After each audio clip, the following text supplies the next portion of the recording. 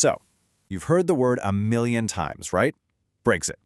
It was all over the news for years, it started some seriously intense arguments, and it pretty much redrew the political map of Europe.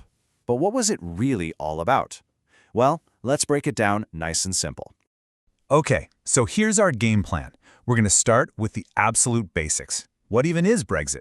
Then we'll get into how the decision to leave actually happened. After that, we'll look at the two very different sides of the argument, unpack the real-world impacts, and finally, talk about the legacy it left behind. It's a clear path through a pretty complicated topic. All right, first things first, what exactly was Brexit? It's a word we all know, but what did the UK actually leave? Before we can get into the messy why, we've got to be totally clear on the simple what.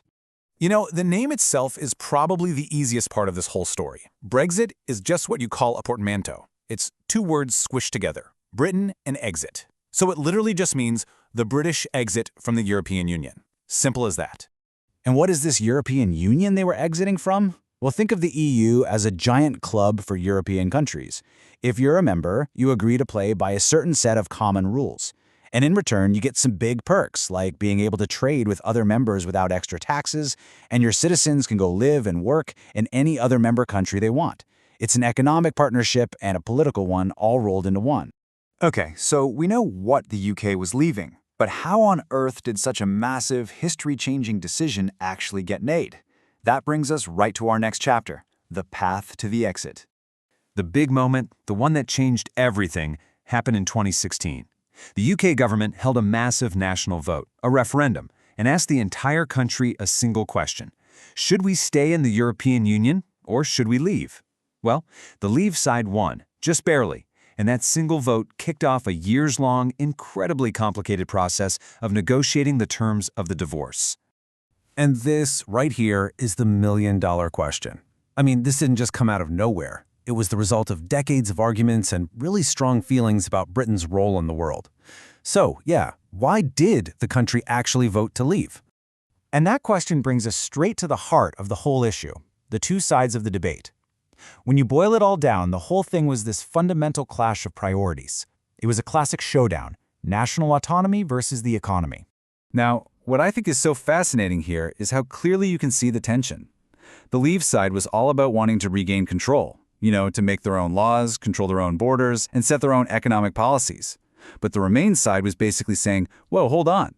Leaving would be an act of economic sabotage, cutting ourselves off from our biggest market.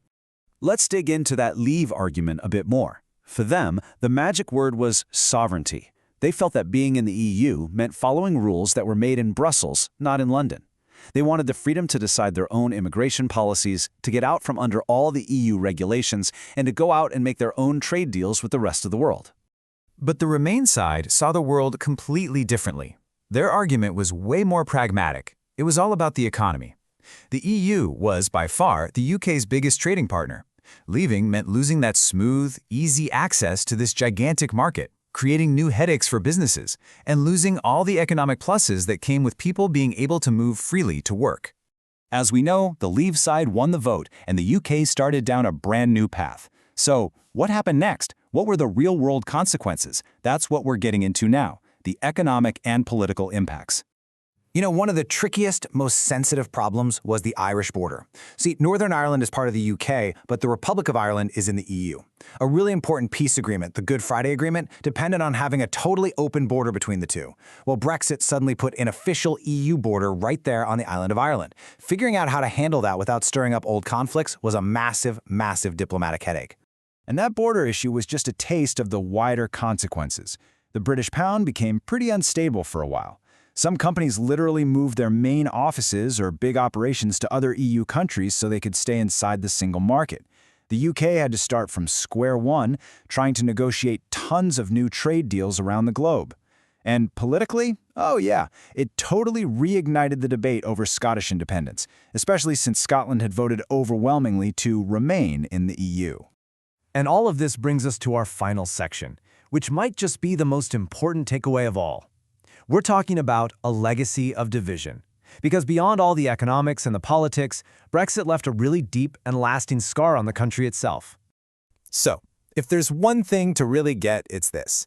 Brexit was so much more than a policy change. It was a cultural earthquake. It forced everyone to ask these huge, fundamental questions about what it even means to be British, about their national identity, and about what the UK's role in the world should be. The vote didn't just reveal deep divisions in society. In a lot of ways, it actually made them deeper, and they're still very much there today. And that leaves us with one last big question to chew on. This choice between national sovereignty on one hand and international cooperation on the other. Was the Brexit story really just a British thing? Or is it a dilemma that countries all over the world are facing in our super-connected, modern age? It's something to think about, for sure.